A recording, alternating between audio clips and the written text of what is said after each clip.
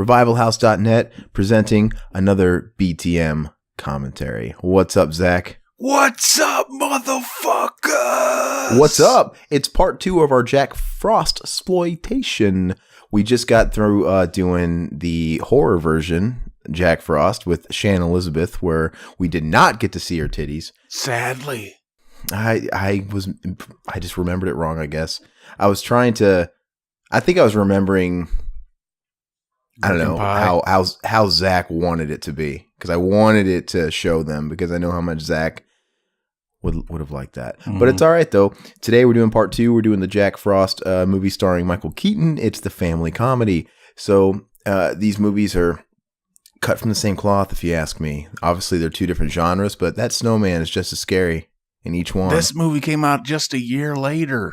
Yeah, I know. It's crazy, man. They had to keep up with the competition. Like, oh man, those motherfuckers came out with the Jack Frost a year before. We got to compete with that. We got to have the superior Jack Frost. And but here we go, Zach. You actually said you liked this movie. This guy, if you guys listened to the last podcast, we were doing the horror one. He was like, man, I love this movie as a kid. I couldn't wait. I was mad because it took so long for it to come out on video. I'm like, you're so fucking gay. Yeah, I went and watched it in the theater and liked it. Fucking took forever to come out on video. Like, at least a year. How old were you when this came out? Because I'm a few years older than you. I was born in 89, so this came out. So you're like 8. Yeah. Okay, well, I guess you're the prime age, and I guess me being like 11 or 12 or whatever was just kind of ahead of it.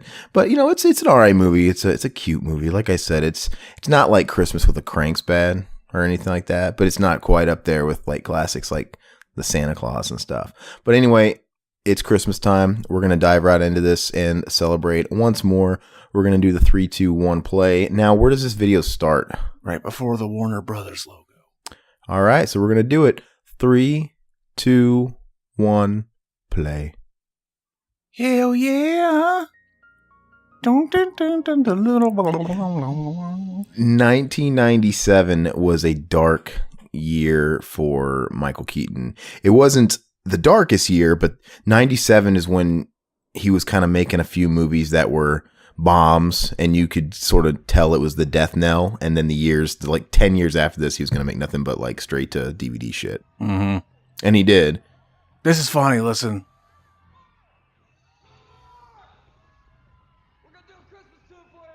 Yeah, we're gonna do a Christmas tune. What fuck? They're a band called Jack Frost. What fucking songs do they not do that aren't Christmas? All that shit is Christmas. I can't imagine the band Jack Frost playing, any other song. Yeah, this is. I don't know. You were cracking me up when you were singing the fucking song they're singing. Yes, on the last podcast. Yeah, this is it, baby. I know. He's got his Eminem hair. No, it's not quite Eminem. Fred Flintstone, man. Mark Addy, like I said. Frosty the Snowman. Yeah. He had it full of endo. Is he? Is he lip syncing? I don't know. Yeah. Probably. He has to be. This could also be the start of our Henry Rollins exploitation too. One day, there's a chick in the band. Yeah, they're fucking jiving, man. This is good shit. Imagine going to a club and seeing the Jack Frost band play some fucking Christmas tunes. I'd love it though. He's sweating like a fucking fiend, man. Like he's on coke.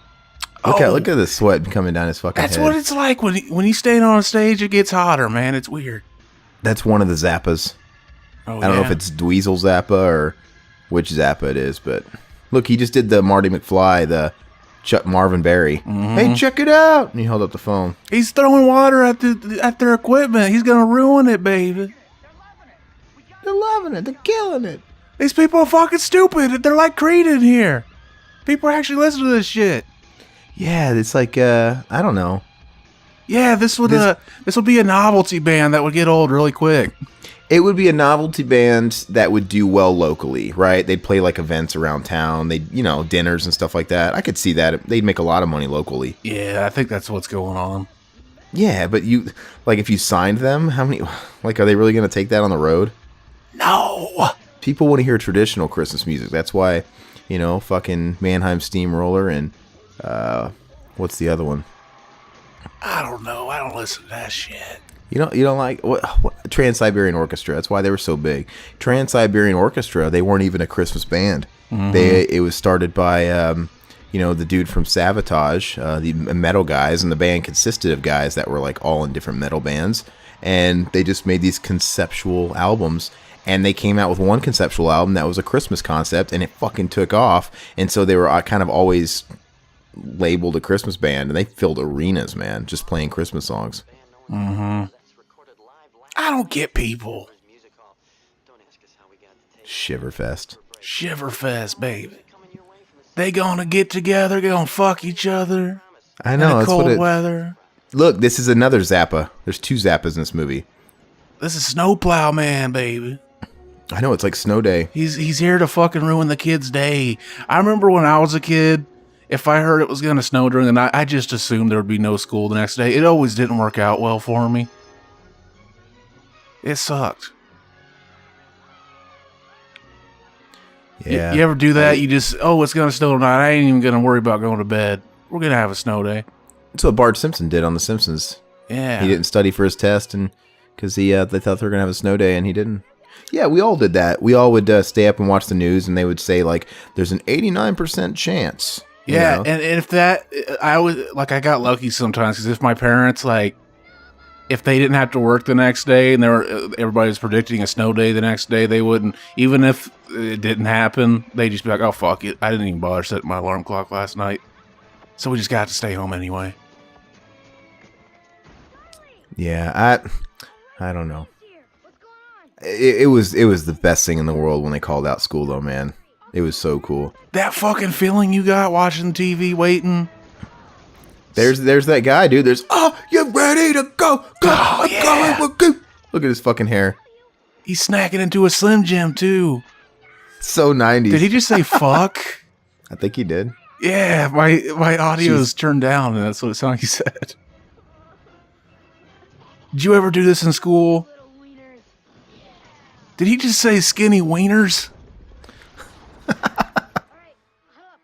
you ever do this in school? Just like is that fucking that one little bitch? It's the Lawrence brother. It's Andrew Lawrence. Yeah, remember those movies they were on, the fucking Disney Channel original movies? And they had the Brotherly Love sitcom. I never seen that, but I remember Horror Sense. That movie. And then the sequel, Horror Sense. Where they're like on a farm or something. It's like a dude ranch. And then the sequel was Shipwrecked. I don't fucking know, man. You watched him. Blow me up, baby. He wants a load on his face. Fuck yes. And that kid who plays his son, Charlie Boy, he also played the son. He also played Andy Garcia's son in the movie Desperate Measures, which came out the same year, where Andy Garcia was the good guy and then like the cop, and then Michael Keaton was the felon. The bad guy. I feel like Andy Garcia is playing in my head. That was okay. That was from Half Baked, but it was Jerry Garcia. Oh, okay. That's a movie I never liked very much, man. Half-Baked. Fuck you! It's just whatever. I was never like obsessed with it. It's a stupid movie. Yeah. Who was the fucking crazy guy with the tie-dye shirt? Jim Brewer. Yeah, man. He's kind of a try-hard motherfucker in that movie. It gets thin fast. His whole shtick. He actually was playing Randall in the fucking Clerks sitcom that didn't come to me. You could see the fucking pilot episode on YouTube. I think Jim Brewer is funny, but like you said, in general, he's funny in a very small dose. Yeah. In general, I mean, his claim to fame was Goat Boy on SNL back in the 90s. Yeah. And, he's a likable personality. Like, I've heard him on podcasts and things like that. But, it is what it is. Mm-hmm. So they only had the one episode of the show then? There might have been more than one, but I know the fucking pilot leaked. Okay. Since when would they just put one show on Netflix, though? It's not on Netflix. It's on YouTube. Oh, my bad. I think I said that. Oh, we got Hanson on the soundtrack, baby. Is that who that is? Yeah, their Christmas album, Snowed In. Did you also lose your hand virginity to Hanson? No, I remember you said you did, though.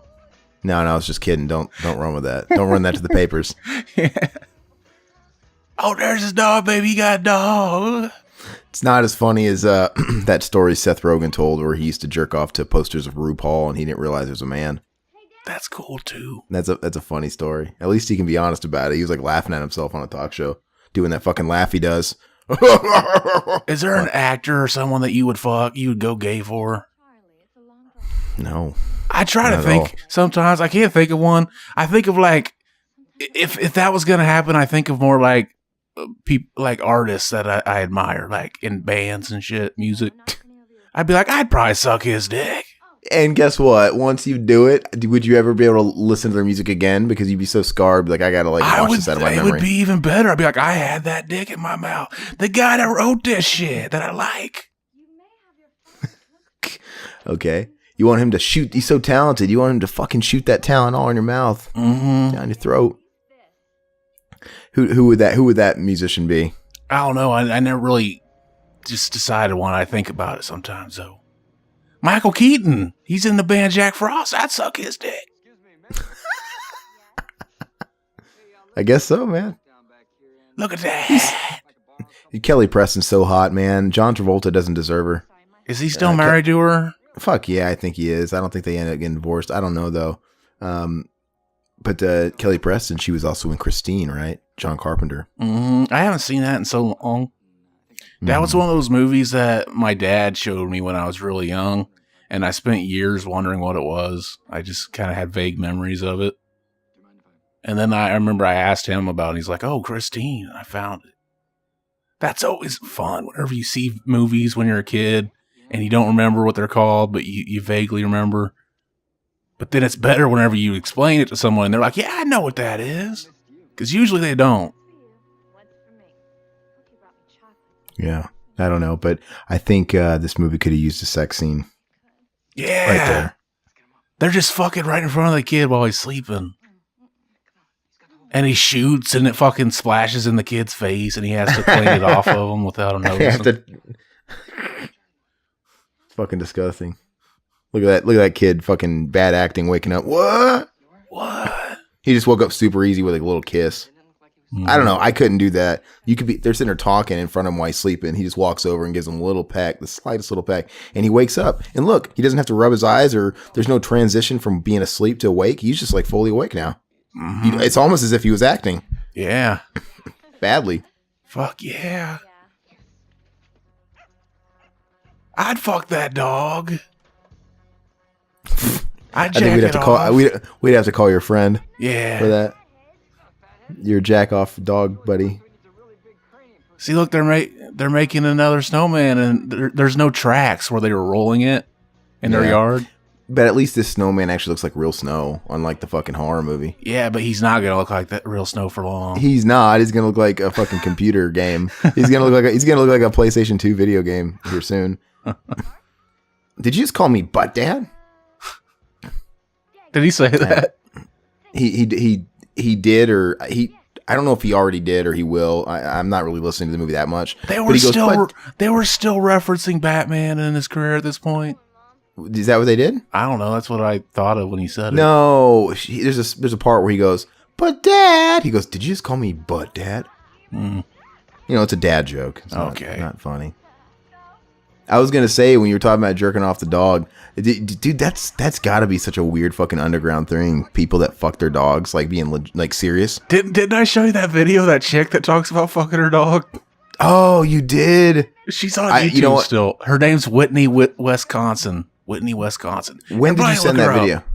It was a while back. You'll have to send it to me again. I'll listen to it. I hope I'm not going to watch any fucking dog fucking. I just want to hear it. I think that was her name.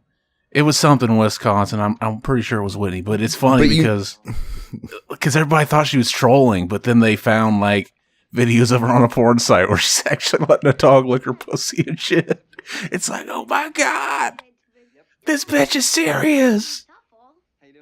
Man, but you know what? I have to think I'm not going to act like I'm an idiot and I'm oblivious to the internet. We know there's going to be shit like that all over the internet. Mm-hmm. I'm sure if you and I Googled that shit right now, we'd go down quite the rabbit hole of fucking horrible barnyard shit. Exactly.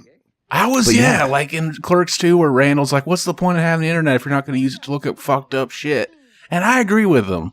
Like, I was looking up donkey shows and horse fucking back then.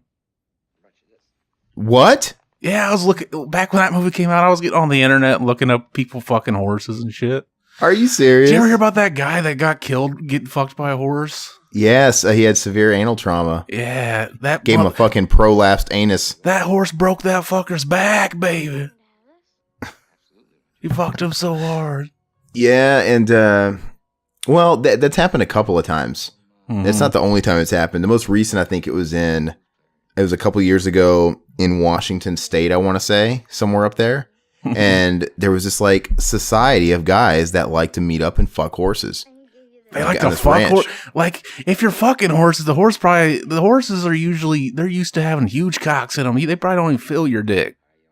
I watched some kind of like news interview with somebody that was talking about it after the guy had died, and they were at the scene of the fucking crime, like the horse is going to jail or something. But have you seen this fucking horse? Here's a picture of his cock. But no, and they were saying that it was like a ranch style fence, where it's like logs, how they are in ranches. And they're like, yeah, they would sit there and all line up on this fence and bend over with their pants down. And they had these horses trained where they would fucking mount them and just fuck their asses. Oh my God. That would hurt, dude. Yeah, it would hurt. It fucking clearly kills you too. I mean, he's giving him the magic harmonica right here that calls him when he dies too. We don't want to miss that little story element. What? I'm on the course fucking. I'm sorry. Yeah, he gave him the magic harmonica. That's how he. Oh. I think that's how it goes. He likes Wayne Gretzky. Who likes fucking hockey? There went all of our Canadian listeners. I'm just joking. Actually, back in school, I never gave a shit about sports, but in PE, I actually had fun playing hockey. But hockey looks fun, man. Mm-hmm. Game on. Game on. Game on. I don't know, but why don't you suck my dick and I'll tell you. Eat up and we'll tell you. Do you think... Well, Jack Frost. Why don't you eat up and we'll tell you. Yeah. You got to swallow it. No, do you think Michael Keaton, this whole time filming this movie, he's thinking himself right now, looking in that mirror, like, this better be a fucking hit. I need a hit. Was it? I don't even know. I need to get up some trivia on my phone. Seriously, like, this is kind of... Michael Keaton was still a thing in, like, 95. He was coming out movies like Multiplicity and things like that, and there's, like, One Good Cop. I mean, I'm not saying they're all hits or anything, but he was still kind of a thing. And, but 97, this whole era was kind of a weird... period for him. He did Jackie Brown. He got lucky to be in a Tarantino movie, which is really good. But he was in movies like Desperate Measures, which was a bomb. He was in this movie, which was a bomb. He was in that fucking movie Out of Sight. He had a small part. He played Jennifer J-Lo's fucking boyfriend. Oh yeah, this was a total bomb. Budget of $85 million and made $7 million. Total bomb. Worldwide, it made $68 million. So even like then, it was a bomb. Yeah, I mean, still, and that budget there might not even include all of the press and stuff they did, the marketing and whatnot. Mm-hmm. So, which is a bummer. And I think this was the movie that did him in, and then he was gone for a while, like literally. Yeah, he was gone for. This is 1997. I remember in 2000 and I want to say 4, he got that fucking movie White Noise, which is a shitty movie. If yeah, that movie came out and was a fart in the wind. Yeah, well, it came out It came out in 2004, and literally it had been 7 years since we'd really seen Michael Keaton. Like, where the fuck has he been? And it seemed like if you were going to throw any washed up actor a bone, it was through a horror movie. Yeah, it was kind of like, I think he probably signed on to that because the fucking the J horror boom was kind of happening. Yeah, it was kind of like that. Yeah, it was an answer to that. And it was a PG-13 horror movie. And I will give it this. It was before the whole Ghost Paranormal, Ghost Hunters, Ghost Adventures was popular. That wasn't a thing yet. That's kind of basically that whole genre. But, it was kind of him trying to get back in there because he really wasn't a big name. And they didn't even market his name in the movie. When you see the trailers and shit, they didn't say Michael Keaton. I remember when it came out and I saw the trailer and saw him in it. I wanted to see it just because he was in it. It was like, where'd he go?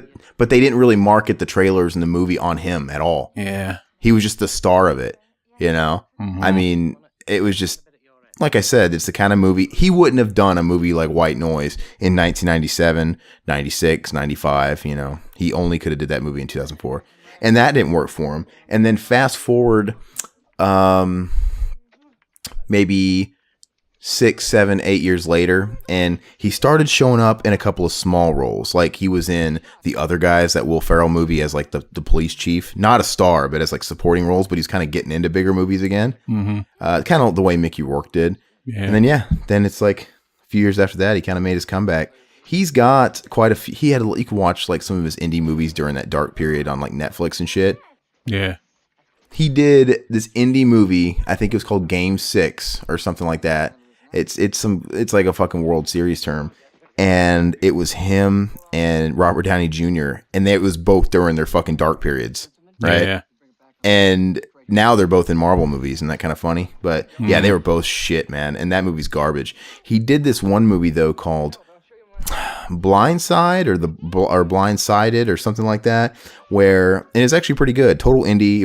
It came out in like 2000 and probably like 11 or 12 or something, and it's on Netflix I think still, and it's about this guy. He plays a burglar that basically is trying to rob this woman who's blind of her apartment, and it's really a minimal type of movie. The whole movie takes place for the most part in her apartment, and it's actually really good. I enjoyed it. And fun fact for everybody out there as well, during this period, so Michael Keaton officially made his comeback with Birdman, and that was in 2014 when that movie came out. Yep. And so before 2014, he was still kind of that guy. You know, he wasn't really big or anything. I almost got an interview with him. Really? In 2014, before Birdman came out. Nice. And it got canceled, and I think it got canceled due to him being busy with some shooting or whatever, and he had to like go. And I want to say he was probably doing Birdman. But I've had some good interviews that just squeaked by and slipped through my fingers. But yeah, that would have been cool. Now I'll never get Michael Keaton, obviously, because now he's fucking back to being A-list for a little while. Here he is, man, the man, Henry Rollins. Yep. Spray paint the walls. TV party. He was in, you ever see the movie New Guy? With DJ Qualls. That skinny lanky dude that was in fucking Road Trip. Yeah. I saw it in the theater. That was a movie I liked because it was shitty, but I liked it. But yeah, that's one nobody talks about. Yeah, it had Elijah Dushku in it too. Oh yeah, I'd douche her coo. See, listen to this little cut, baby. This doesn't sound like a Christmas song. I think they didn't. I don't think they imply that he plays nothing but Christmas music, do they? I don't know. Maybe not. I would assume. But his name's Jack Frost. Fuck, man, you'd have to change your fucking name, otherwise people are just gonna think that. Yeah. Either if you're named Jack Frost, you're either gonna be a Christmas artist or you're gonna be a Killer Snowman. The Killer Snowman was taken. Oh, you know who was originally supposed to cast to play this role, the lead role? Who? Oh, let me guess. Chevy Chase. Give me a few guesses. No? No. Okay, I'm going to guess same caliber, though. I have to guess same caliber. Man, 97? Why not? George Clooney. This is when he was kind of starting. Really? That's it, yeah. And because 97 was when George Clooney was just kind of bubbling as a movie star. 97 was the year he left ER as the breakout star, and he was making a slew of movies like Out of Sight and stuff. There's a Batman connection because he actually ended up passing this one to do fucking Batman vs. and Robin. There was not a good option there, really. But I think he'd rather do this. I read in the trivia that apparently most of the CGI was designed after his face features and his style of acting. Doesn't look like that snowman doesn't look like any one of those motherfuckers. Yeah, it doesn't really.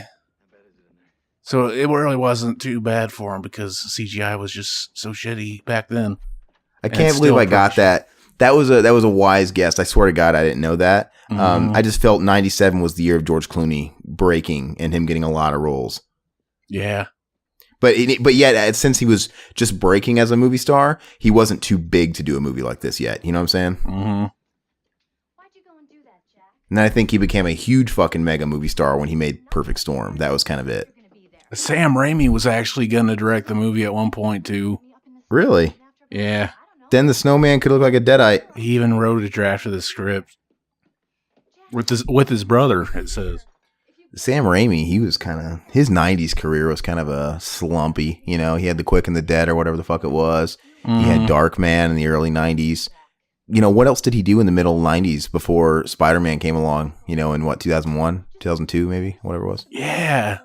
He was kind of like the fucking, you know, what's his name? James Gunn of then, because he just kind of did these littler movies and they gave him a big fucking huge movie to do.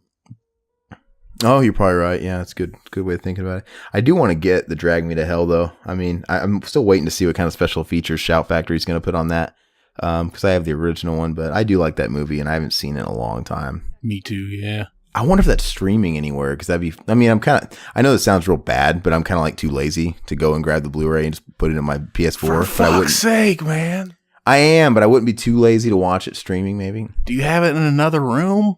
No, it's in the room. It's a lot of work. But then again, if I watch it now, I won't want to watch it when I get the new copy. Mm-hmm. So I need to figure out when it is that's releasing. It's got that weird Hindu guy from Avatar. Yeah.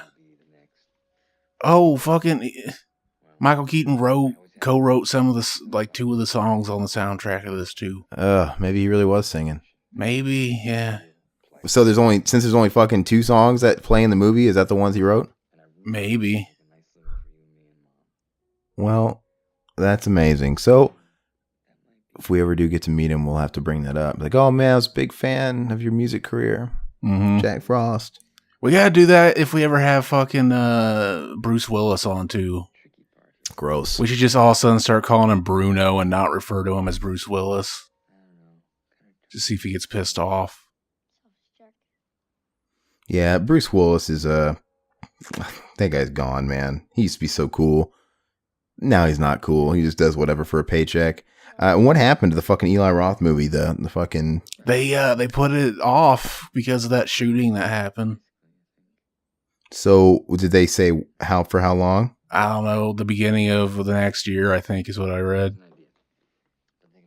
Which there'll probably be another shooting. It just depends on how big it is, whether it's in the media, really. You know how we do over here in America. And that's a waste of money, though, man, because they had already started the marketing for it, paying money for ad spots and stuff. And they just kind of stopped. Now we don't see them anymore, so they're probably going to have to rerun it again, I'd imagine. Yeah, I remember as a kid, like, noticing that when that would happen. Like, you see, like, trailers for a movie and then never... Then you forget. Then when they finally get around to coming out with the movie again, then they start marketing again. You're like, I thought that movie already fucking like came and went or something. Yeah, it's weird. It's like, what? That's still coming out? I wonder if that's always the case. Like something happens and they push it. You know what? Fuck. Never mind. Continue. Did you get to watch Disaster Artist yet? Or no, man. I thought Phoenix was going to be one of the select cities to get it this week, but we're not, which surprises me. And I got to watch it this week, like all the rest of you normies. Yeah, when I read the book, I finished it not a couple days ago, but like slurring your words. Are you drunk? You finished? Yeah, you're talking like Tommy Wiseau. I finished it a couple days ago, but yeah, like you remember that big billboard that used to be in Hollywood? Yeah. Mm-hmm. Well, there was a real phone number on there that if you called, it would give you like showtimes.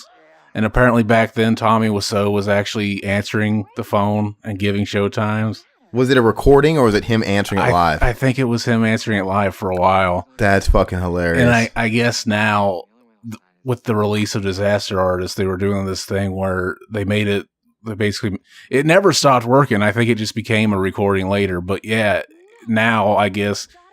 I've read that there's a chance that you might get fucking Tommy Wiseau himself again, or what's his name? Pretending like it's to be fucking it's like his cell phone. Yeah, so I was thinking Greg Sestero, the guy playing him in the movie.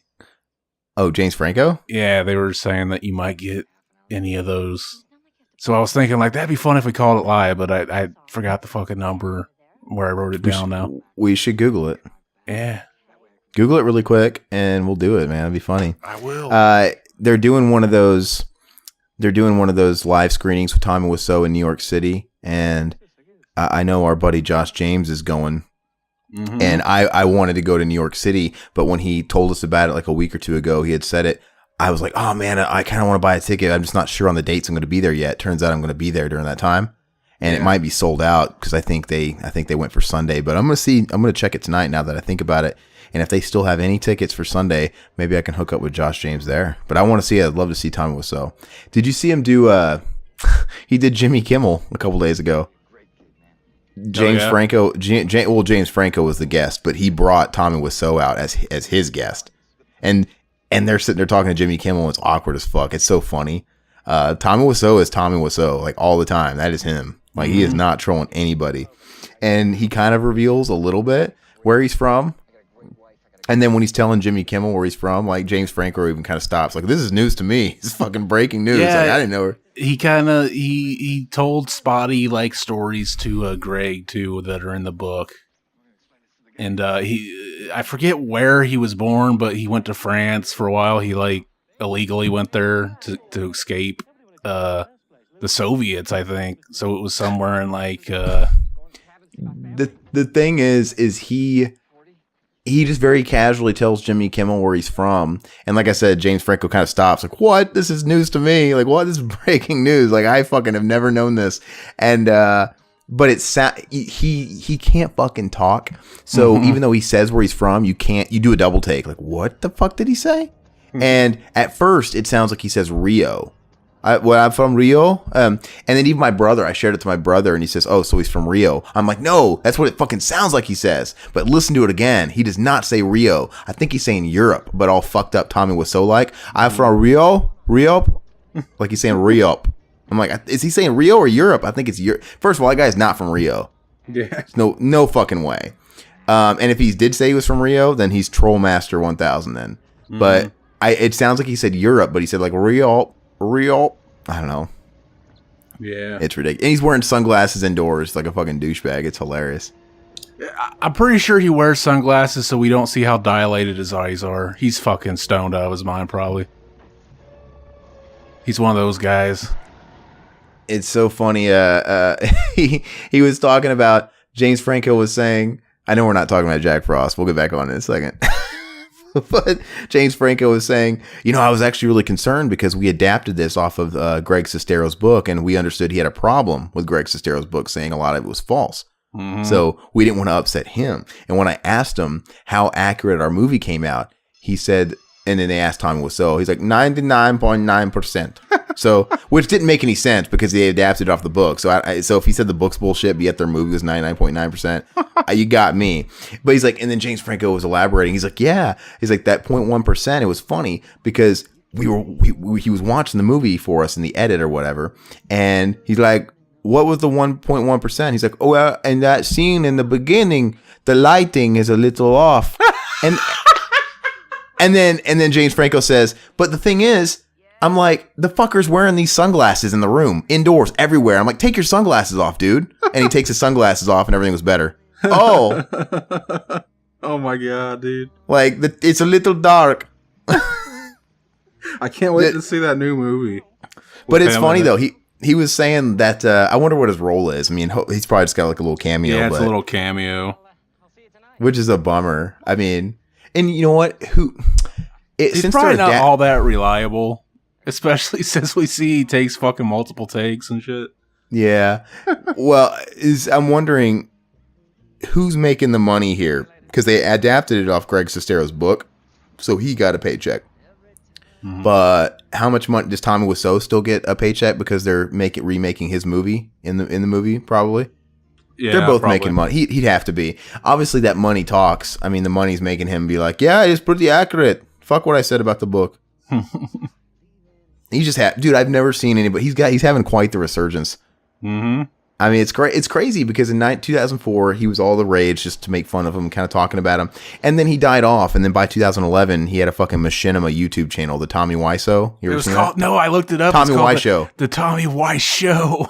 I know. I fucked it up. It's hard to say it. The Tommy Wiseau Show. Genius. And yeah, I fucked it up saying it's like a tongue twister, but Tommy Wiseau Show.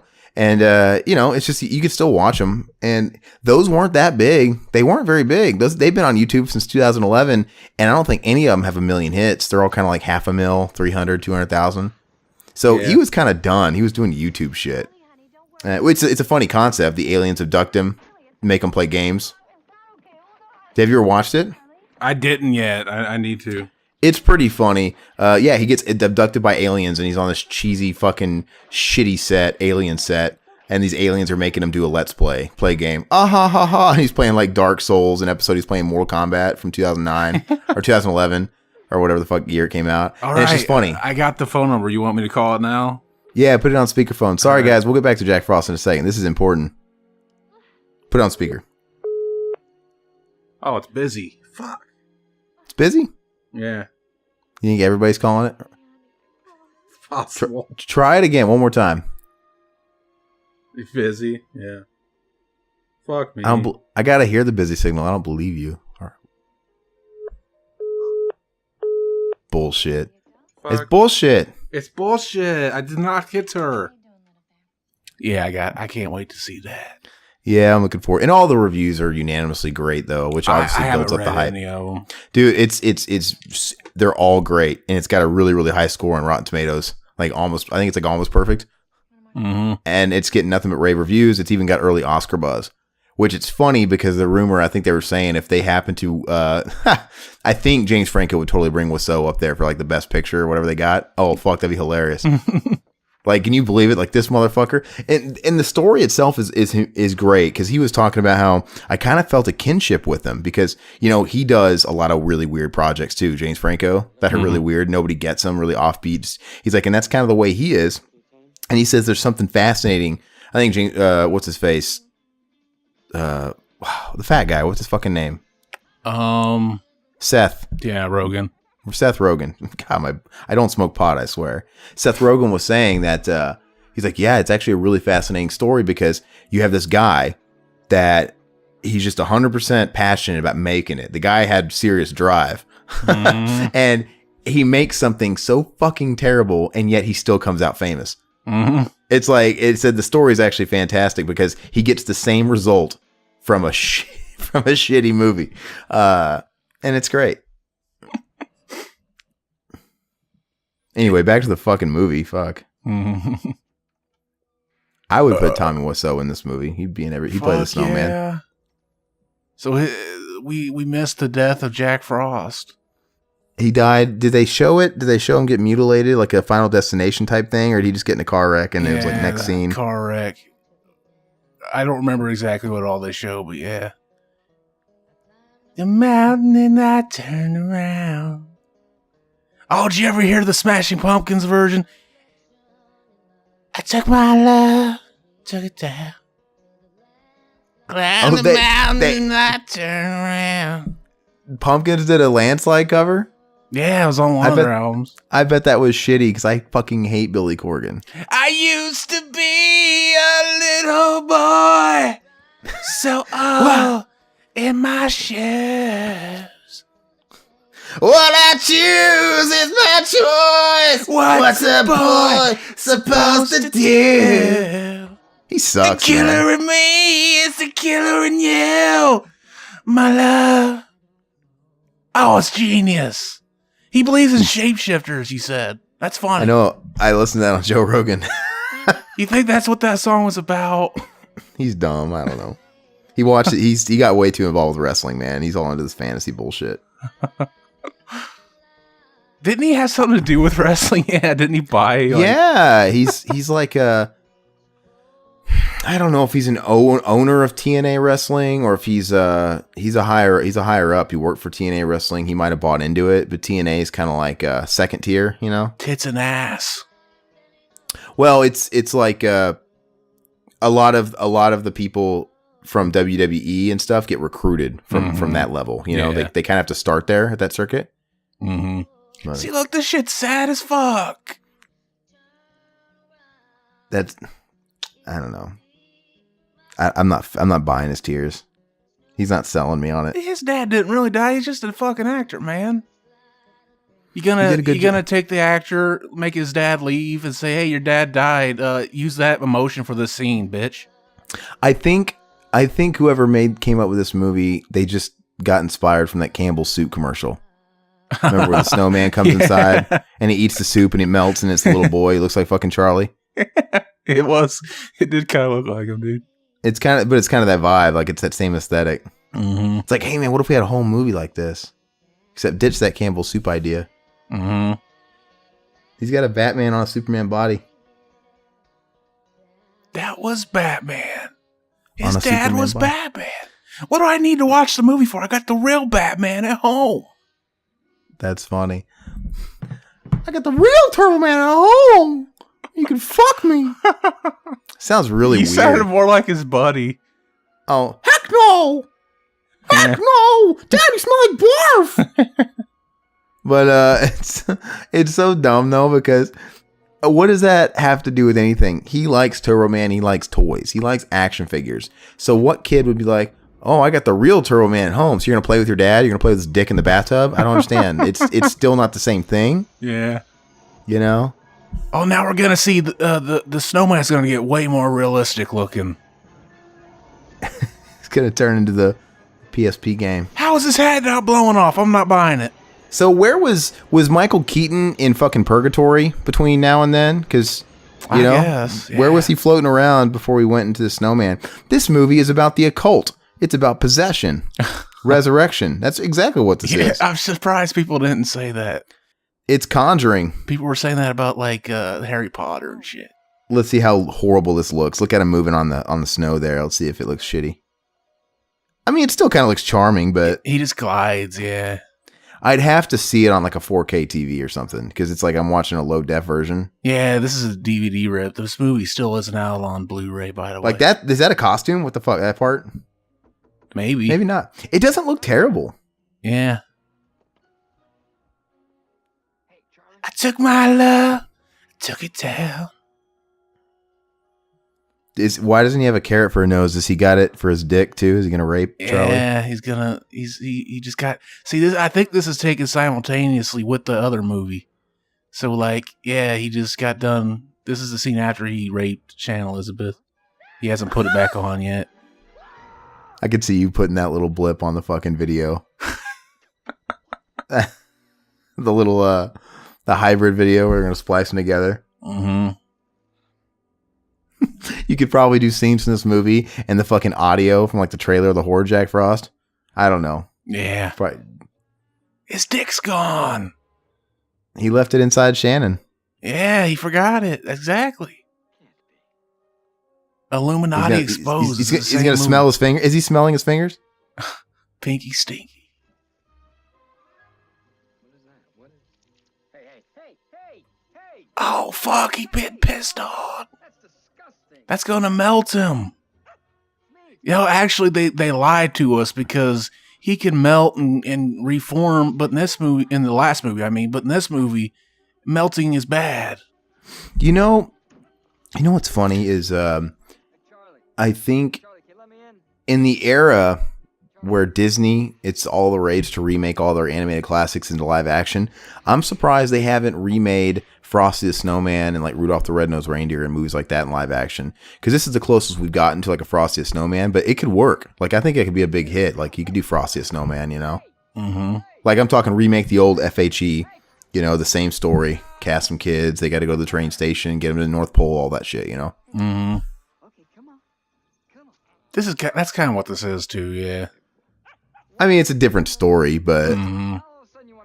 They even take him to the mountains towards the end of the movie because there's still snow up there. So what? He's going to live in the snowman's body for the rest of his life? He's not going to transcend and cross the light? Yeah, Charlie's a little fucking asshole. He's going to let him just suffer? He's like, I'll just stay up here and you can come visit me. Is that what he says?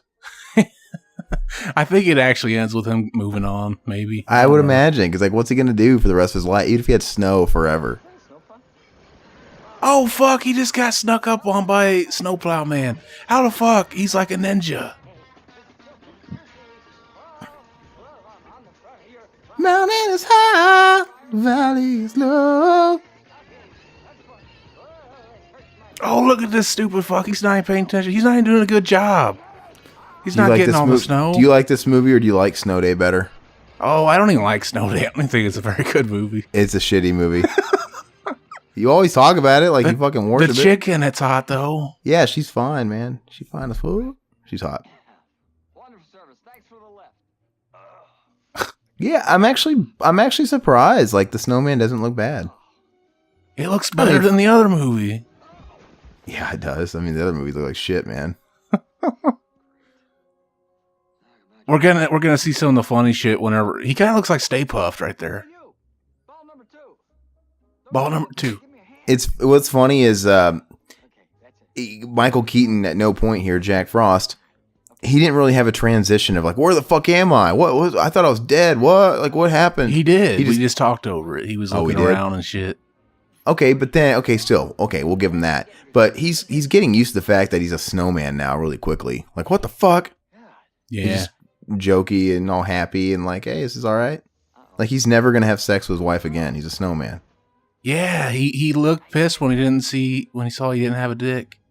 You know what? The movie could have been totally different if he came back and then he went into the window and saw like his best friend fucking his wife already. Oh yeah. Like in Spawn. Remember Spawn when Michael J. White came back and D.B. Sweeney was already fucking his wife? Why haven't we done that movie?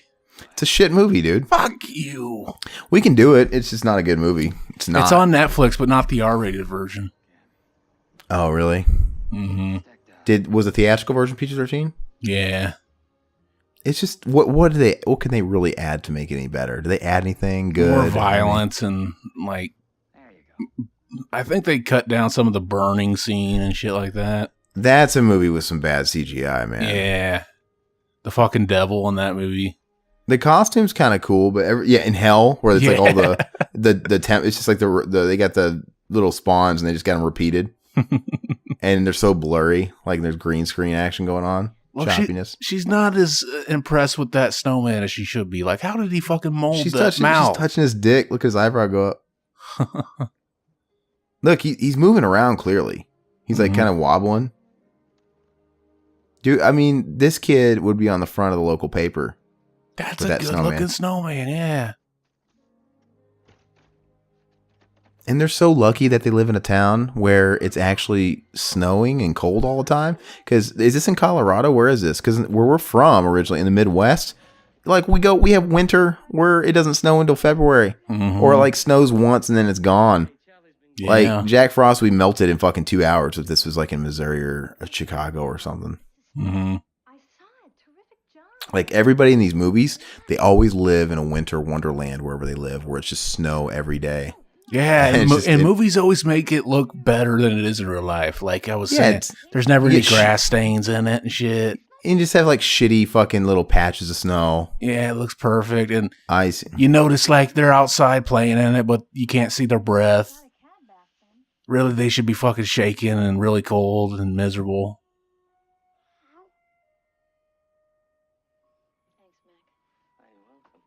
That snowman's dank as fuck, baby. He kind of looks like the big guy from like Shaun of the Dead. Oh yeah, he does. Nick Frost. For some reason, when I was thinking like mentally, you know, like you think of scenes from the movie and you kind of see him in your mind. I was picturing him in this role. Yeah, he would have worked great for it. Nick Frost wasn't even a thing though back then. Yeah, but his name is Nick Frost. It would have been perfect. It would have been. He would have been Jack Frost and Nick Frost, the Frost brothers. You should have been the casting director of this movie. You could have got him on the casting couch, got him to finger you, and given him that role and changed history. Yes. I would have got him and her to fuck and wash. Would you cunts like a drink? I still love Shaun of the Dead. It's good, baby. It's good. Did you see that fucking Point Break is on fucking Amazon Prime? All four of the movies that were in that picture were great. You had fucking Bloodsport, you had Total Recall, you had Point Break, and what was the fourth one on that list? Oh man, I forgot. They were all good. I'm like, man, I want to do all those movies. Yeah, we should. We gotta have an action. We gotta have an action exploitation. Have you seen Point Break yet?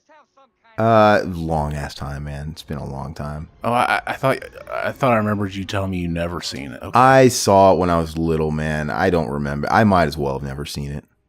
Yeah, it's great. Sid, is that you? There will be no mention of snowman in this car. You know, Point Break's one of those movies too, where I don't know, maybe I haven't seen it, and I've just seen, because you've seen so many clips from that movie over the years and little bits and pieces to where you know the fucking movie, you know? Mm-hmm. Like, I know that movie. I know what happens in the movie. I know, so I don't know if that's me sitting down and watching it at some point, or if I've just seen an amalgam of shit over the years, because I know. Yeah. I go off on Sid. Clearly, I've had my anger period. That's what they say you do. First you deny, then you go into anger. Well, they should make a documentary of just him in the studio playing this character. I'd watch it. Oh, he's just in a sound booth. Yeah. That's fine.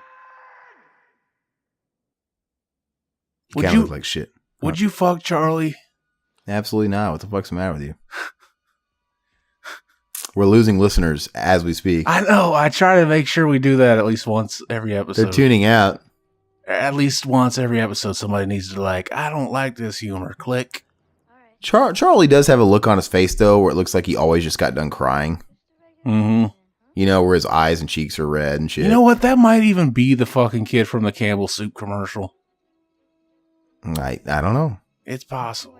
That's why they cast him. Like, hey, you were perfect. Hey, man. look, this is back from the other movie. Yeah, I know. He watched it. He watched that movie, and this is where he's getting all his ideas from. Yeah, it just came out the year before. Hey, that thing's hot. When they say it came out the year before, do they mean the year before it was in theaters or the year before it finally fucking came out on video? Because it took forever. I don't know, man. Those fucking assholes. Well, I can't explain the part about me being a snowman, but Charlie. He's crazy. He's gonna come across these bullies again. Yeah, they're still just fucking hanging out, playing snowball. Yeah, I mean, that's what they do all day, every day. He's picking on little girls. Fucking Dexter Holland of Offspring right there. Who is he? He looks familiar. I don't know. He looks like he should be fucking Draco Malfoy or something, but he's not. Yeah. This little girl looks like she could have been in School of Rock. Oh, yeah. Were you in grade school when fucking the Harry Potter movie came out? I was,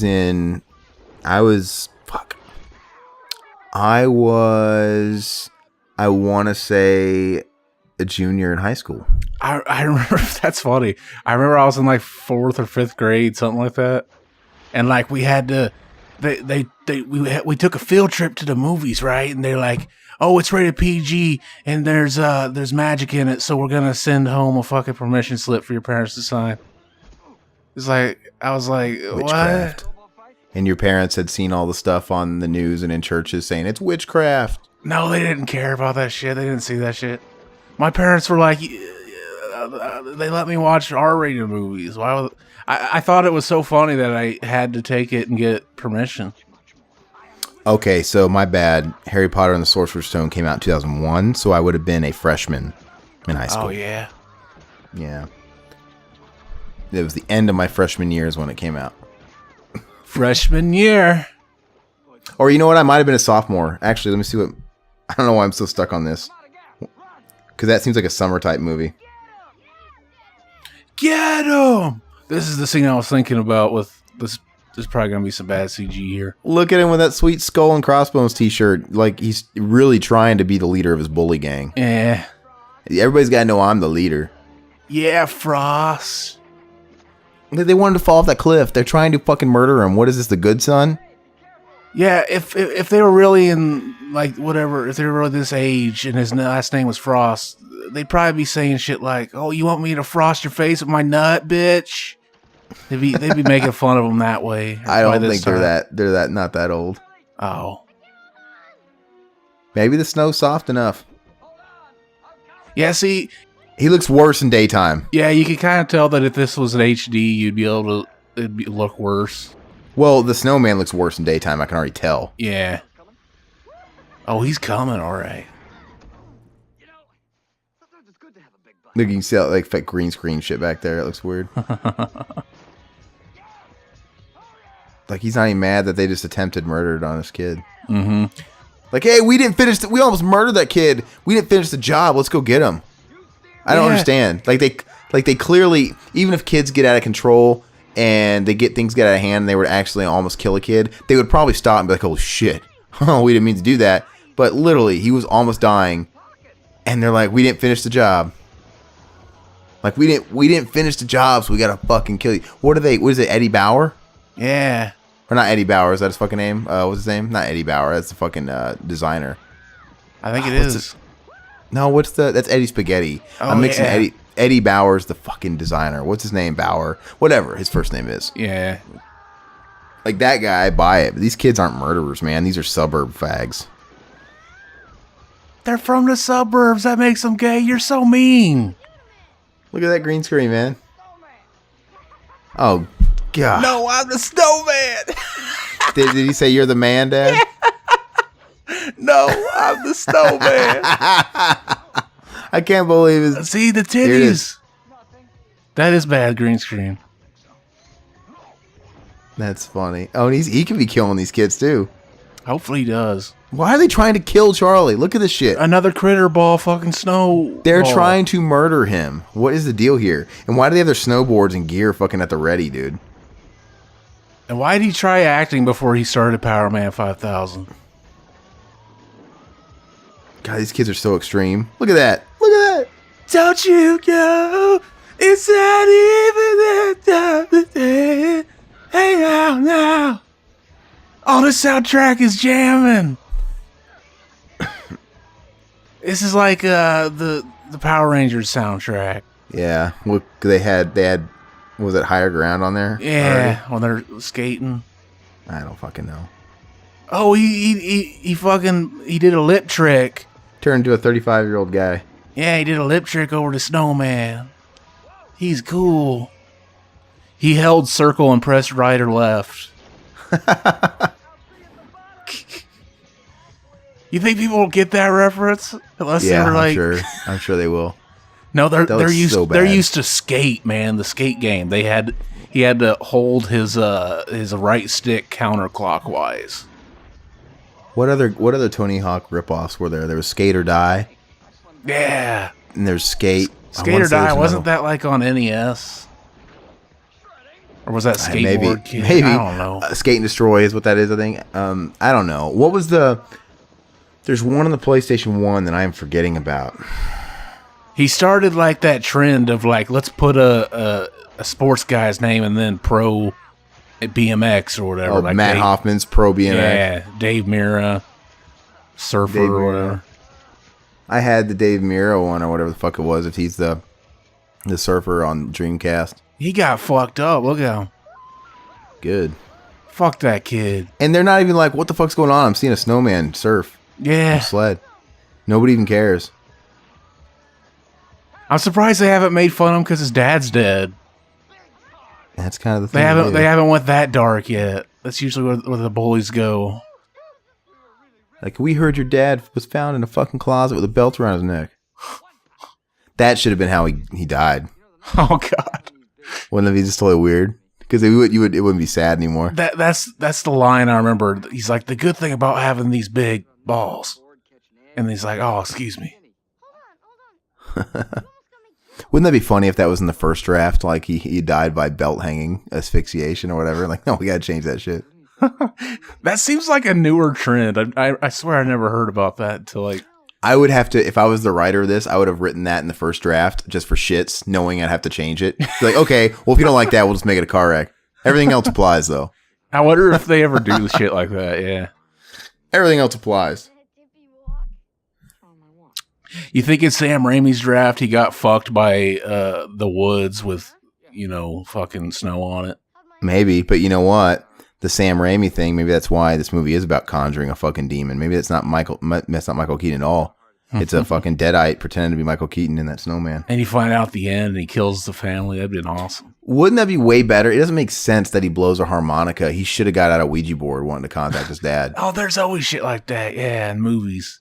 It kind of grooms you to think that whenever your parents die, you're going to be able to fucking pull something out that they gave you and blow it, and then you'll see them or something. And then when it doesn't happen, you're like, fuck, my parents hate me. They died and they hate me. I don't know. Dad. What if what I was going to say was, what if instead of that harmonica before he died, he was given like his father's favorite big black dildo? And it's like when he died, he takes the dildo and he has to fucking fillet it. He strokes it. He has to fillet. He grapefruits it like that chick in that video. God. We should put the sound clip in there just for fun. You probably put it at the end of the fucking podcast. Did they put like a microphone in the dildo to get the fucking dildo sound like point of view? Like that was a bad idea. I think that needs to go at the end of the podcast. And remember that grapefruit's a fat burner, so you're gonna be losing weight while you're sucking his dick. That's the best part. That's so disgusting. It's hard to watch, man. Oh, it's awesome. You got to do it. I have a feeling you'll probably want to put some gay 90s song that's on the soundtrack at the end. But after that, you got to like end it with like the slurping from that.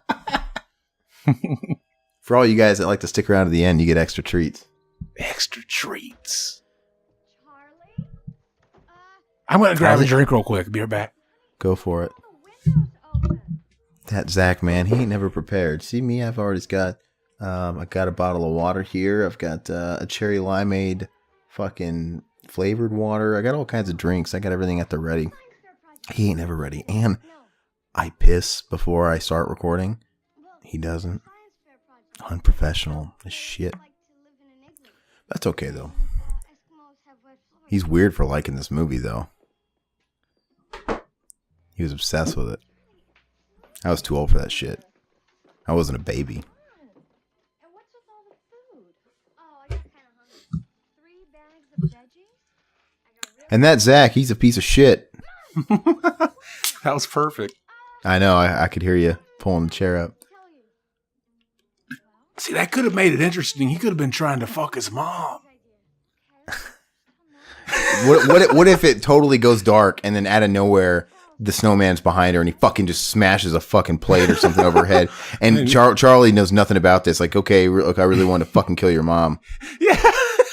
It's like you gotta help me hide the body. It's set up so that Charlie like leaves and he kills people. like he's pissed off at him for not. And he's leading this double thing where he's convincing Charlie that they're in a family home movie and they're bonding. But behind all that, he's fucking murdering one by one. It should be a mix. That'd be so great. And then at the end, it's revealed that he was a Deadite. Yeah, maybe that's what the original script or he's just pissed because the fucking self-asphyxiation thing got out. He's got enough of a body count in this movie. He kills Mark Addy, his fucking fat partner friend, his wife. He can kill Henry Rollins. He can kill the snowplow man. That'd be a good death. He gets, like maybe like he acts like he ran over a kid or something. And he makes the snowplow man get out and check, and then all of a sudden he gets in the plow and runs him over. You see he just turned it to fucking Frosty the Snowman and they laughed. That's cute. His name's Sid Chronic. That's great. Was that Gronic or Chronic? Oh, I thought it said Chronic. Maybe I just fucked up. It's my dyslexia. Is that Sean Hannity? It's not. It fucking looked like him. Man, if I could beat the shit out of anybody, like 20 years or not that long, like if you could go back in time and if you could abort a baby before it was born, it'd be Sean Hannity. No, I'd want him to be born. I just want to smack the shit out of him once. When he's a baby. Just like wait till the baby's born, then make sure you drop him once. Kitchen floor. That dog is fucking cute though. It really is. How much money do you think he got? It's funny. Well, hold on. Isn't that really funny that that's what we're saying right after we made a baby falling on the floor joke? It really is a cute dog. All right. You think that mom likes to let the dog fuck her? Like Whitney, Wisconsin? That's a good point, man. Do you think she's on a website right now? That's what she was doing. Like as soon as Jack Frost died, man, she needed money. She needed to make ends meet. Jack Frost, the Social Security hadn't kicked in yet, so she starts making a little doggy cam show. Mm-hmm. That would be great if that's what he walked in on when he goes to the window and he sees the dog fucking him. What the and that's why he goes crazy? No, yeah, he does. And as soon as he looks up in the window and his vision comes into focus is exactly the moment when that knot pulls out and fucking cum spills out of her fucking like, oh. Yeah, Fuck. that's one thing. That's one thing. Whitney Wisconsin on her video, she says like, after the dog's done, sometimes you'll be glued. You'll basically be stuck to each other because you'll have to wait for its knot to swell down. They do, and I know that just because have you ever seen the dog's knot? Because you've never seen it where like a female dog is trying to run away and the dog's attached to her. I've never had two dogs that like actually got together and did it. Or like it would be like it was like a neighborhood dog, and it's like Sinbad said, dog can't run fast. That's your woman. But like I've seen a dog like running away and the fucking knot still in her, and dragging the fucking dog behind her. It's fucking gross, man. He's dragging like a rag doll. That'd be funny.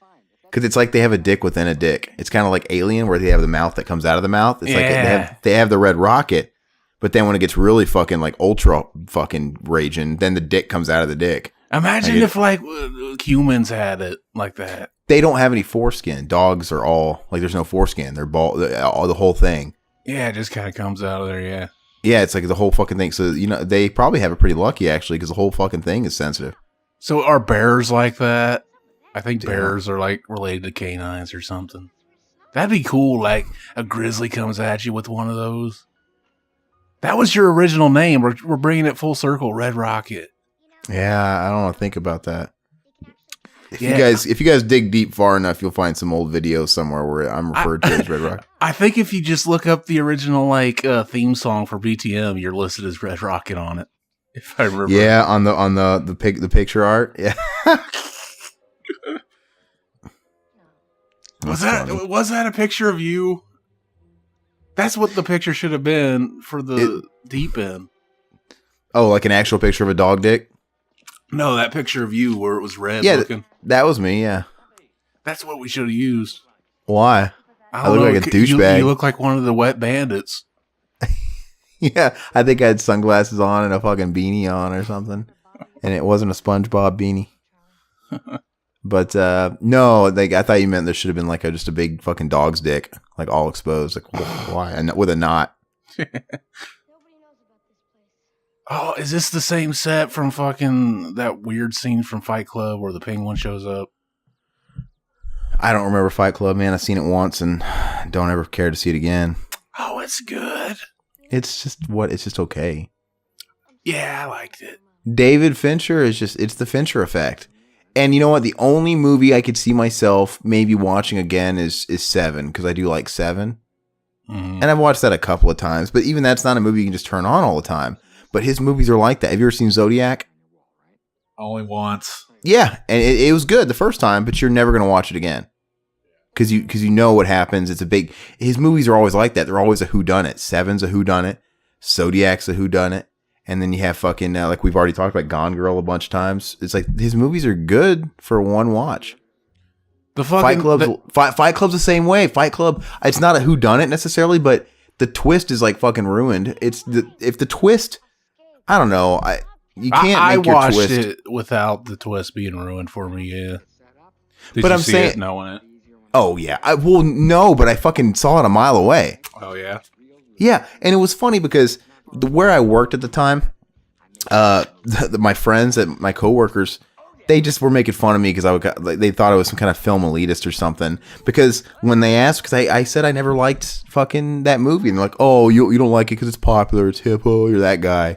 I'm like, "No, it's not the case. I like tons of movies that are popular. It's not the case at all." And then I tried telling them, I told them, I said I saw the twist a million miles away. And they're like, "Yeah, right. No, you didn't. Shut up. Like, you're just fucking being like stuck up and a snob." And I did. It's like I did not take a brain scientist to fucking notice that Ed Norton and Brad Pitt was never in the same room as anybody else. Mm-hmm. So whenever he was talking to Brad Pitt, he would walk out of the room, then Helena Bonham Carter would walk in. They never shared the room. No, he never shared a room with anybody but Ed Norton. I fucking saw that shit a million miles away. There were some scenes where he did, like at the Fight Club where they're fighting. Yeah, but it was really obvious in the scenes in his house, in his apartment, the way they had it doing it. To me, it was. I just saw it a million miles away because I go into a movie like that expecting there's a twist. There's always going to be a twist. You have to have a twist in a movie. I wasn't expecting a twist at all, yeah. When I had seen that, I had already kind of started learning the screenwriting craft. It's like they all follow a formula. You go into a movie, there's always a twist. So it's like right from the get-go, I'm like waiting, okay, I'm trying to figure out what the twist is before I'm out of the first act. Yeah, is David Fincher gonna make the Fight Club 2 that the writer fucking Palahniuk or whatever his name is wrote? I don't know, man. Is he gonna make a sequel to the Fight Club game with Fred Durst? Because he really shouldn't. Because I read that graphic novel and it was just like, drop the ball, man. It was trying to be too meta and shit. I didn't like. You can't do a movie like that again. You can't do a sequel. Mm-hmm. It's like, hey, let's do Butterfly Effect 2. Okay, it's like when they make shitty sequels. That's a movie that people forget. Like that, I remember Effect. liking that Butterfly, the original. It's one, okay. Yeah. It's all right. Yeah, but it's like that's really the movie. When you make a movie like that, Butterfly Effect 2, you're basically remaking the first movie with a new person. That's all you can do. They did make like 2 sequels too, and they were straight to video. And that's all they are. It's like remaking the first movie with a different guy. Mm-hmm. And because they're not like actual canon. It's like Teen Wolf fucking 2. I mean, I get it. Yeah. I don't know. I'm surprised Shout Factory put out Teen Wolf 2 because that's a shitty movie.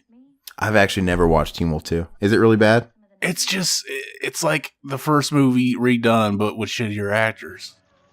Yeah, exactly. I mean, I knew it was going to be that. But it's not even as fun as the first movie. It's kind of just stale the whole time. Doesn't he play Michael J. Fox's brother, technically? Mm-hmm. Or cousin or something. Mm. Yeah, it's stupid. Yeah, you think that just, like, that's shitty enough to just be a fucking DVD extra on the first one's Blu-ray. Oh, just they throw it in there and include it? Yeah. It's kind of like when they come out with a new Terminator on Blu-ray, they include Terminator 1 or something, like bonus. Mm-hmm. I love the first Terminator, man. I'd love to do the first Terminator. We gotta give some love to action eventually. I mean, I know we've done some action movies. Actually, when we did Showdown in Little Tokyo, that one's like our highest trafficked commentary across, at least on YouTube. I know it is, but yeah, there's love for it, man. I mean, we'll wait till Christmas is done. I mean, maybe we could at the same time end Christmas and start the action kind of exploitation at the end of December, and we'll end the Christmas with Lethal Weapon and Die Hard 2, because those are all Christmas. Mm-hmm. And that'll kind of seg into after Christmas and some action stuff. I want to do Commando. Commando's great. It's going to be hard doing movies like Commando and Total Recall and not just quoting the fucking movies, man. Because it's like they're almost commentaries in themselves. Mm-hmm.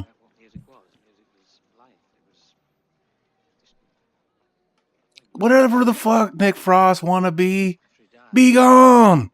Wanna be gone. It's not Fred Durst. Fuck, Fred Flintstone. I'm stuck on. Oh yeah, Fight Club video game. Talking to. Okay. Fight Club video game. I didn't realize that's who you were talking about when you said Fred Flintstone. Yeah, it's Mark Addy from Viva Rock Vegas. Yeah, that movie, I forgot about it. Yeah, it's not good. You remember who played Barney? Yeah, fucking Baldwin. Fucking Doyle from Biodome. Stephen Baldwin. So they go from fucking, Rick Moranis and what's his name? Goodman? John Goodman. Goodman. I gotta tell you, Stephen Baldwin was a better Barney than fucking Rick Moranis, honestly. Maybe. Because, think about it. Rick Moranis might be the more fun actor, but Rick Moranis wasn't. He was just being Rick Moranis. Yeah. He wasn't trying to be Barney. He didn't do a laugh. He didn't do anything. He was just Rick Moranis. They probably even told him to. Just be point. Rick Moranis. Yeah. Because he didn't do any of that stuff. Baldwin, he went full on Barney. Hey, Fred. He became a retard. Yeah. I mean, so. It just looked like we were watching behind the scenes footage of him playing cosplay Barney. Yeah. And he was hanging out with bootleg Barney. Yeah. And they were having a big fucking Barney. Bootleg orgy. Fred, you mean? No, bootleg Barney, the one that goes to your party. Oh, okay. The dinosaur. Oh, okay. Yeah. Bootleg Barney. And bootleg Freddy. Sharpan Joe. Why didn't we have fucking bootleg Jack Frost from this movie in my town? What? We should have had bootleg Jack Frost from this movie in my town. I would have went at the fucking used car lots and stuff. Mm-hmm. I don't know, man. You probably could have gotten real Michael Keaton to show up at your used car lots back then. By that time he wasn't getting any work. Yeah, he's probably at the point where he's doing local TV ads for local car lots and stuff, or local furniture stores. A minimal. That's funny. You mentioned there's like this around my area. This guy that he does fucking commercials on TV. He owns like a mattress company or something. And like, yeah, he does this thing where he's like, he's got a fucking mullet and he's like this real big dude. His name's Big Mike.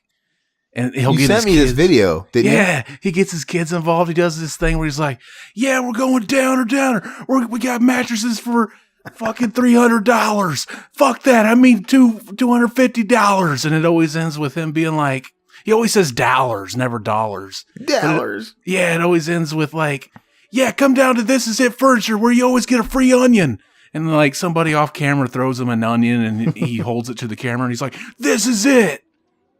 And I always wonder, what the fuck does that mean? You get a free onion. What the fuck does that have to do? And then I think at one point I saw an older commercial where he added a line where he said, our prices will make you cry.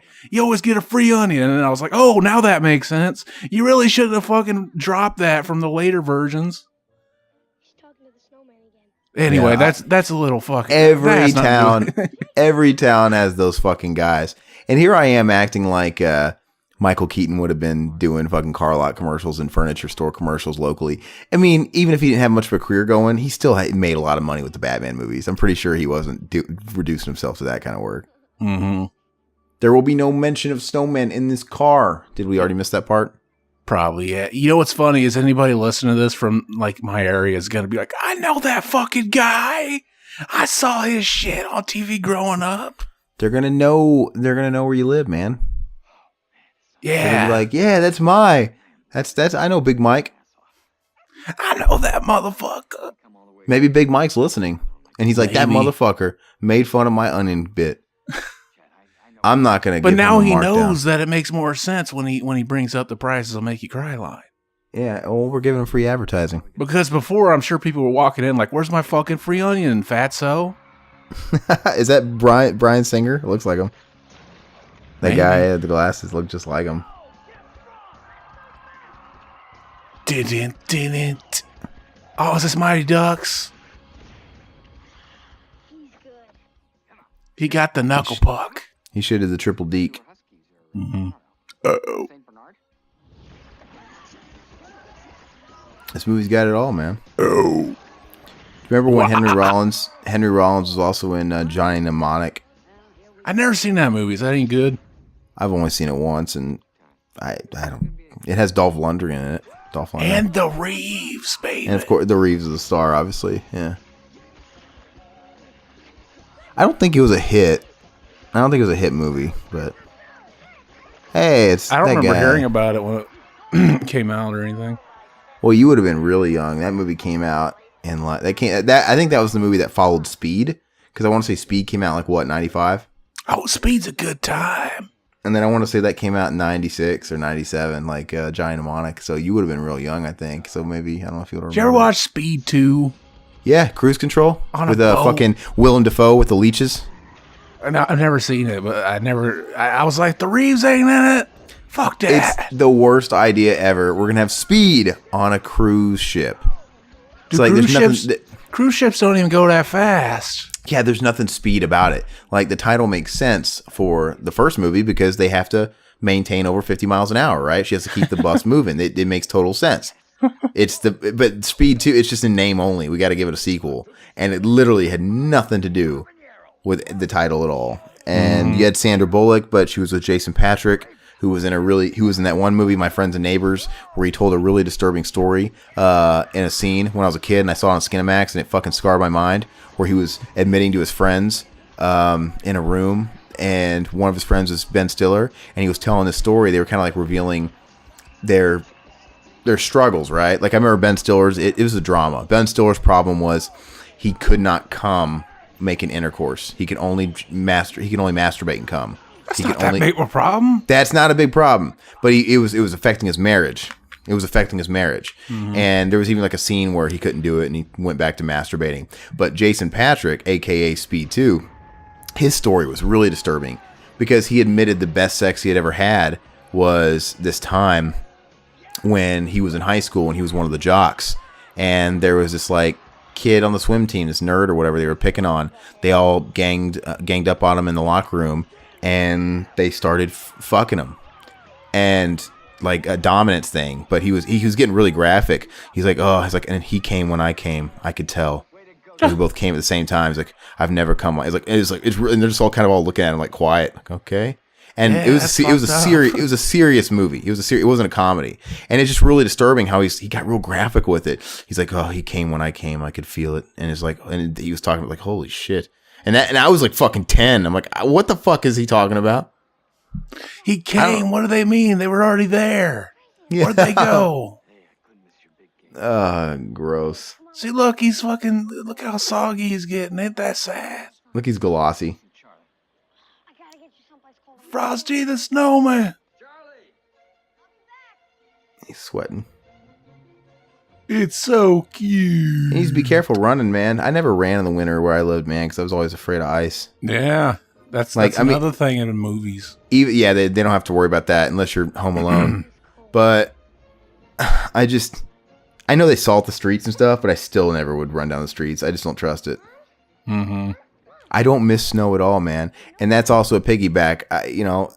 I think it was Adrian Mendoza who asked in the last podcast if the transition from moving out there to here in the Southwest was hard. No, man. Dude, I don't miss the snow and the ice at all. It's like every fucking winter you're damaging your car, you're spinning out, you're all nervous driving because it gets real bad. You're losing control of your vehicle. You're going into a ditch. You're running into a fucking curb. You're doing some sort of damage to your car, and it just costs money, and it's fucking bullshit. I don't have to deal with that. I like snow. Yeah, but how often is it perfect like the movies, man? Never. Mm-hmm. It's just kind of a nuisance. Yeah. She lets him roam around. She lets him roam around the city and just pop into her bank. Whatever she fucks with. He's not that old, man. He's just roaming around the city. He must be. Oh, she's just a bank teller, and she lives in that nice ass house. She's just she's a bank teller at U.S. Bank, and she lives in that nice ass house. This is still the 90s. But isn't that funny how like these people? Have you ever noticed that these people in these movies, these families have these really nice ass big house because they want the house to be really nice for the movie. They just have to make it all nice and the set nice. But they don't always have to do like incredible jobs.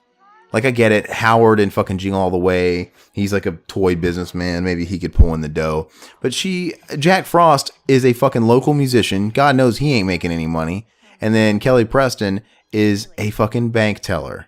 Probably making $12 an hour. Probably $10 an hour back then.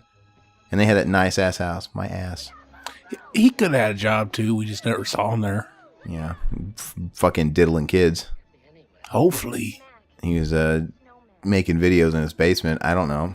See, if I was a kid and he diddled me, I'd be fine. That's gross. Yeah, I shouldn't say shit like that. That's not funny to joke about. It is, but not really. Sit. I forgive you. We forgive you. Look at this guy. He's so 90s. Look at everything he's wearing, man. That shirt, those pants, that fucking puka shell necklace or whatever the hell that is. His fucking hair. He's like using an entire bottle of gel in his hair. That's what kids used to do. Yeah. Like it's so much gel to get everything. Here's his reaction when he finds out the snowman's alive. He should have already seen it. He saw the fucking snowman sledding. So he thought like just a fucking snowman was. Charlie just took a snowman with him everywhere. Was sledding with it. He's gonna die. He looks sad. That snowman looks sad. I know, it's so cute. He's got a little hat on.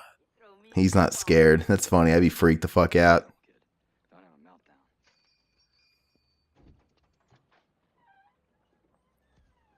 And now this motherfucker's gonna drive him away. So what? They're gonna be like friends now? They're gonna bond over this? He literally tried to murder Charlie, and now he's going to bond with him, help him save his dad because they both like lost their dad or something. I don't know. Yeah, I don't know. I think it's how they're going to bond. Sucks big time. Please. That kid looks really familiar though. I know, it's probably every kid that picked on you when you were a kid. Yeah. I don't know. He just looked like an asshole. You weren't fast enough, bitch. And then the movie's just over. That was the alternate ending. How was that snowman staying together? That kind of looked like a fat version of fucking Ugg. Oh, I thought he looked like a grown-up fat version of Andy Lawrence. He did. He is. You gonna be a soccer player? Yeah, I watched that recently too. I still don't got the fucking season 2 of Ash yet. Really? It's not on Voodoo. there? Did you look on the TV? It? Did you look on the TV section? Yeah, I just have season 1. That's all I had. I didn't have season 1. So like when I go to my TV, all I had was season 2, and then you had season 1. We didn't have each other's. But I didn't check it. So days later, it took a few days, and then I had the Adam Sandler movie, and I forgot to look in the TV to see if I had the Evil Dead. I can look tonight. Hopefully it's not like, oh yeah, some stuff doesn't qualify to share. Hopefully. I'd be pissed, man, because I bought that shit for no reason. I got that movie. Yeah, I already got that Blu-ray twice just to fucking help our friends out to see it. And hopefully support season 4 happening. Hopefully it's just shit takes a long time. I can't believe it takes that long for that stuff to pop up. I've been watching that show Brain Dead on streaming on Prime. You ever heard of it? Nope. It's got Mary Elizabeth Winstead in it. Oh, baby. Oh yeah, that's your love. Oh yeah, yeah. She's on. It's pretty fun. I'm liking it. It's like a fucking kind of, I guess, sci-fi comedy. I think it was produced by a fucking guy that did Alien. Ridley Scott? Yeah. It's like it's centered around like the election of last year or whatever. And like, yeah, the bugs are like coming in and eating people's brains. It's fun. Have you watched Black Mirror? I've seen some of them. Yeah, I need to get on there and watch the rest of them. A lot of people say how great. I watched the first episode. That's it. A lot of people really like it. I enjoyed the first episode. It was kind of interesting. Yeah, that was the president. He had to fuck the pig or something. Yeah, that sounds like something I would do if I had something on a president. Yeah, like, yeah, fuck the pig. Pretty fun idea. Did he have to come in the pig? I can't remember. I think he did. Yeah, he did it for no reason too. That was awesome. Yeah, I know. That was funny. I probably wouldn't have done it. I'd be like, nah. No, I said wouldn't have. I don't remember what was at stake. Yeah, I don't remember. I don't either. It was obviously something really big at stake where they got him to fuck a pig. It was something serious. They had him do it on live TV so everybody could see. And it was like a feed, like a live feed. If it was anything less than something totally detrimental, then you're fucking weird. I was trying to find what the social commentary was, and I don't remember picking it up right away. But I had like, maybe it's saying this. I don't remember everything about it though. It's been a while since I saw it. Yeah, I don't remember. Maybe human beings just love to watch somebody get tarred and feathered. I think that's the case, man. Yeah. So is she freaking out 'cause she's hearing his voice? Mm-hmm. So like, I don't understand. Let's see what she says.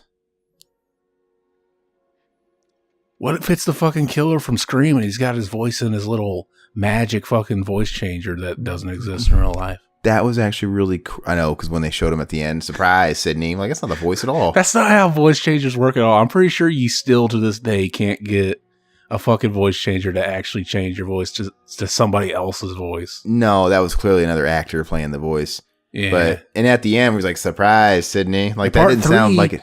In part 3, they have every fucking character's voice in there, like fucking Gale Weathers and shit.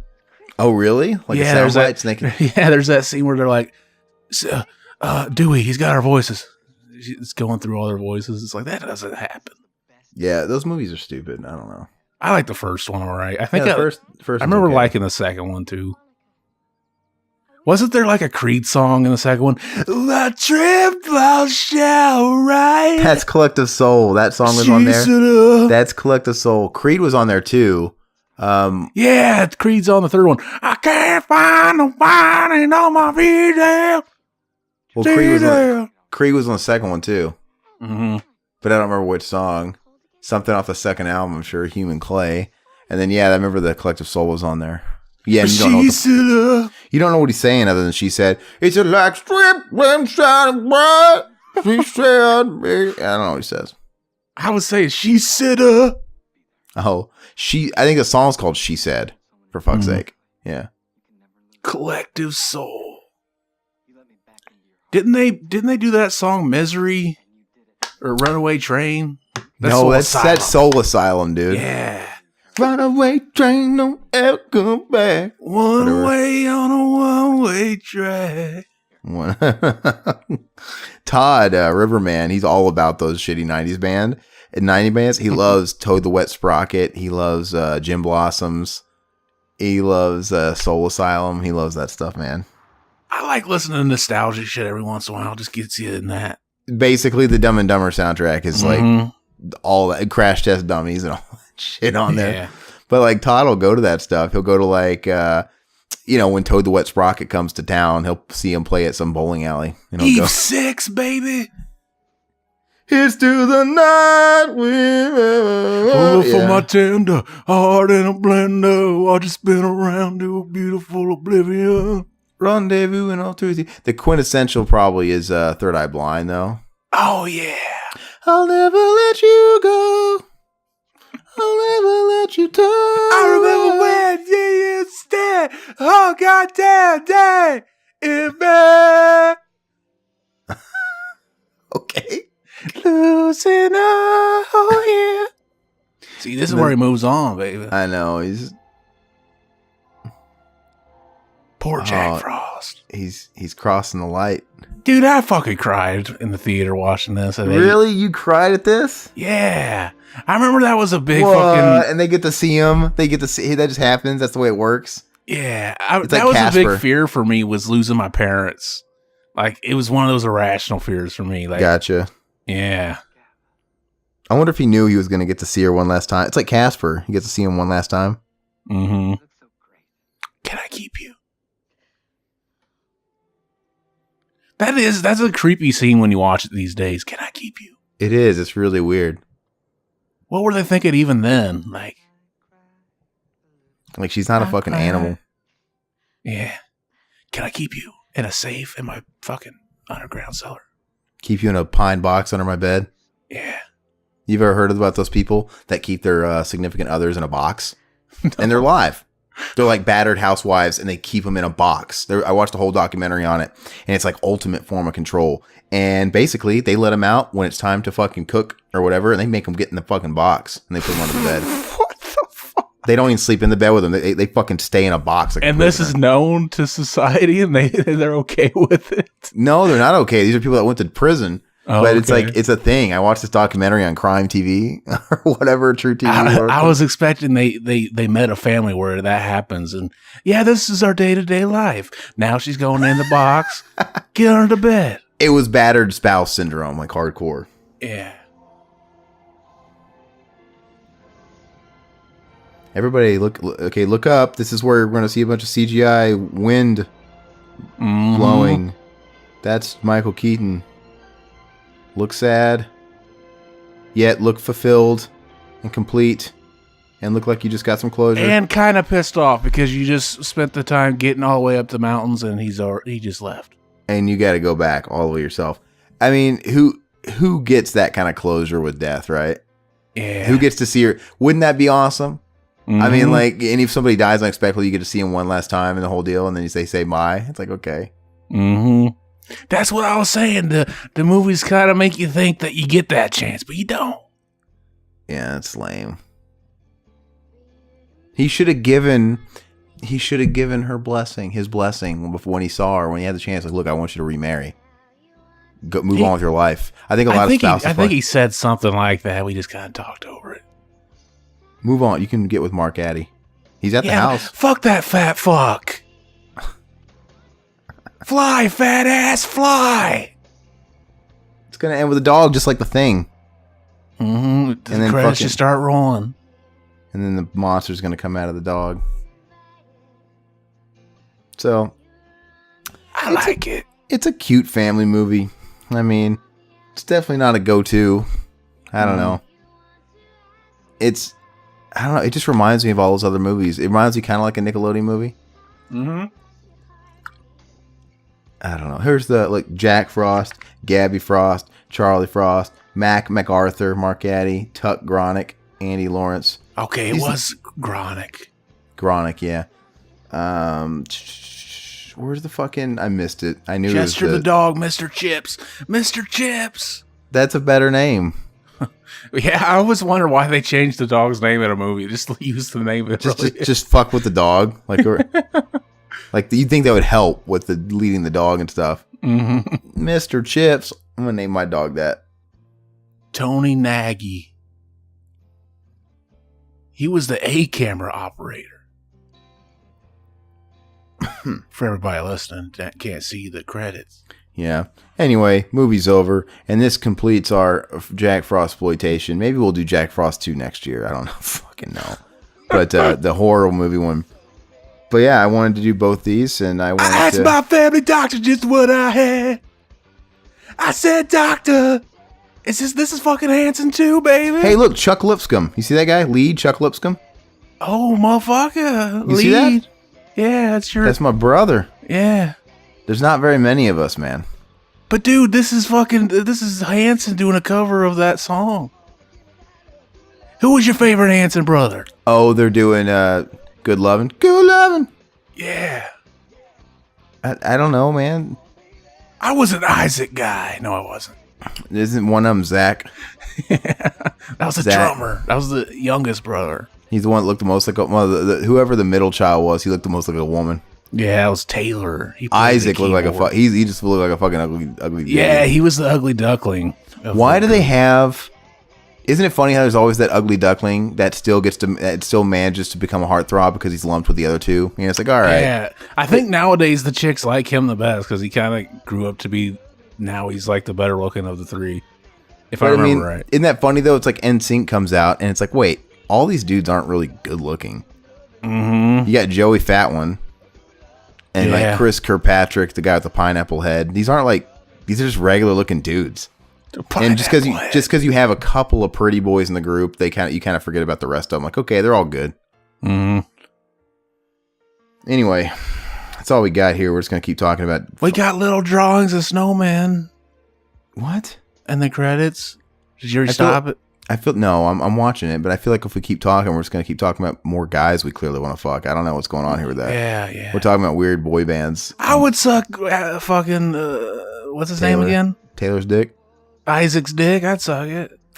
He was one of those guys I was talking about at the beginning. Okay. I forgot his fucking name. That ruined the joke. Anyway. Thank you so much for joining us on our Jack Frost exploitation. If you guys are listening to this one and you haven't listened to the one previously, the horror movie Jack Frost, do that. And don't forget to subscribe wherever it is you're getting your podcast fix. Subscribe to that. If you're on YouTube, do it there. Share it with your friends. Like the videos, all that stuff. But obviously, it wasn't Michael Keaton singing. We just found Gary Glitter was on this, dude. He fucked kids. Oh, did he? Yeah, performed by Gary Glitter. He went down for child sex. Cool. And he moved to like the Philippines so he can do nothing but like fuck kids. It's like that one guy that made Rosemary's Baby. Oh no, not quite. What's this? Roman Polanski? Yeah. No, this guy's way worse. He fucked little kids, like kids, toddlers. Well, maybe not quite that young, but he fucked kids, and he's like a serial kid fucker. And he moved to an island off the Philippines so he could do nothing. I think Roman Polanski's kid was 13, wasn't she? We're talking here. I don't know, man. They're all bad. They're all fucking bad. But look up Gary Glitter, man. He's like the worst, and he's like unapologetic. Like he's still in prison. Oh yeah, he'll be in prison until he's dead. But anyway, as I was saying before we got into fucking pedophilia again, if you're on YouTube, check us out. We're also on iTunes, Stitcher, and Google Play. So basically, you can download us anyway how you get your podcast, but you're going to get the unfiltered versions of these podcasts over there. So, definitely go and check us out on those as well if you're only on YouTube. And they usually go up a good bit earlier on there as well. If you like YouTube, that's great as well. Give us feedback. We always love it. Let us know what you think of these commentary. And let us know of any other commentaries you might want to recommend. And we'll definitely put them on the list. And iTunes and all that stuff, leave feedback, leave 5-star ratings, leave comments, all that good stuff. And share us with your friends. Don't forget to subscribe to our other podcasts or check out our other podcasts as well. We got The Deep End with myself, Aaron Lipscomb, and we've got Mac and Zach Save the World. We've got fucking Hobo with the Podcast, Retro Rampage, etc., etc. You can find all those on the same channels I just mentioned, or you can subscribe to the revivalhouse.net feed on iTunes and Google Play and all that good stuff, where you can just get them all right at your front door. But yeah, that's all I got for now. Zach, you got anything else? That's all I got. All right. Bye-bye, puppets.